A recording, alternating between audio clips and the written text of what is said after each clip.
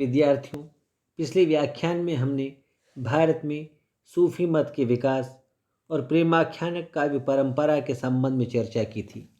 आज हम लोग सूफी काव्य की प्रमुख प्रवृत्तियों के संबंध में बात करने जा रहे हैं। देखिए, परंपरा से चले आ रहे भारतीय प्रेमाख्यानों में प्रेम का स्वरूप लौकिक रहा है, लेकिन सूफियों ने प्रेम की धारणा ही बदल दी। वे इश्क मजाजी से इश्क हकीकी तक, अर्थात लौकिक प्रेम से अलौकिक प्रेम पर पहुंच गए। प्रेम का यह स्वरूप भारतीय परिवेश के लिए सर्वथा अपरिचित था। सूफी प्रेम तत्व में विषम पद्धति है। भारतीय स्वरूप सम था। एक सरल रेखा की भांति प्रेम था, जिसके एक छोर पर नायक और दूसरे छोर पर नायिका रहती थी। मार्ग की बाधाओं को पार करके नायक नायिका मिल जाते थे। लेकिन सूफियों के आगमन के पश्चात प्रेम का स्वरूप त्रिकोणात्मक हो गया। नायक और नायिका के मध्य प्रतिनायक, ये जिसे कहते हैं रकीब, वो आ गया। दूसरी महत्वपूर्ण विशेषता सूफी काव्य परंपरा की ये थी कि उसमें लोक कथाओं का आश्रय लेकर इन काव्यों की रचना हुई थी। इन कृतियों में आदर्शात्मक जीवन मूल्यों की स्थापना का प्रयास नहीं है, अपितु स्वच्छंद और उन्मुक्त जीवन की झांकी है। कथन भंगिमा, वस्तु नियोजन, बिंब, देशकाल आदि सभी क्षेत्रों में लोक तत्व का वर्चस्व है। इन्होंने जन सामान्य के अंधविश्वासों, जादू टोनों, तीर्थों, व्रतों एवं विभिन्न उत्सवों आदि का अंकन बड़ी सफलता के साथ किया है।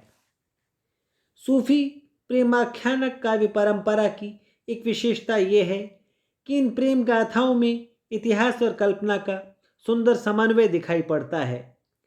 सूफी प्रेम गाथा के कवियों को जहाँ ऐतिहासिक घटनाओं का आश्रय लेना पड़ा है, इसके लिए उन्होंने भरसक ऐतिहासिक पात्रों की ही अवतारणा की है। वहाँ परिस्थिति विशेष को संभालने के लिए उन्हें कुछ काल्पनिक पात्रों की भी सृष्टि करनी पड़ी है, जिन्हें उन्होंने प्रसंगानुसार उपस्थित कर अपनी कहानी में खपा दिया है। ये बड़ा चर्चित कथन पंडित परशुराम चतुर्वेदी का है। सूफी कवियों ने हिंदू मुस्लिम एकता का सराहनीय प्रयास किया।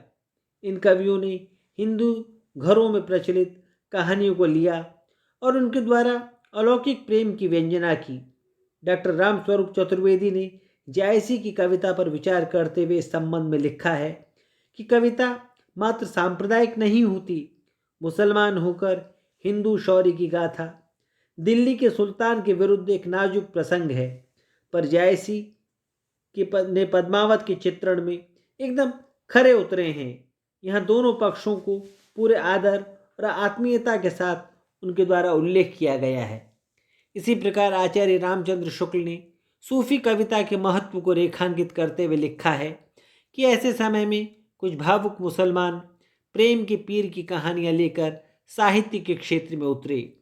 ये कहानियाँ हिंदुओं के घरों की थी। इनकी मधुरता और कोमलता का अनुभव करके इन कवियों ने दिखला दिया कि एक गुप्त तार मनुष्य मात्र के हृदयों से होता हुआ गया है, जिसे छूते ही मनुष्य सारे बाहरी रूप रंग के भेदों की ओर से ध्यान हटा एकत्व का अनुभव करने लगता है। सूफी प्रेम काव्यों में चरित्र चित्रण का वैविध्य देखने को नहीं मिलता। सभी नायिकाएं संस्कृत साहित्य की भांति एक ही सांचे में ढली चली जाती हैं। नायक भी इसी नियम के अपवाद नहीं हैं। उनका भी स्वरूप पूर्व निर्धारित ही होता है। सूफी प्रेम काव्यों का प्रधान रस तो श्रृंगार ही है, लेकिन संयोग की अपेक्षा वियोग का विशेष रूप से सुंदर परिपाक हुआ है। किंतु फिर भी गोरा बादल, युद्ध आदि के प्रसंगों में वीर रस की अच्छी अभिव्यक्ति देखने को मिलती है। कहीं कहीं करुण, शांत और विभत्स रसों का भी समावेश हुआ है। भारतीय सूफियों ने इन कृतियों के नामकरण में नायिका मूलक नामों को प्राथमिकता दी है।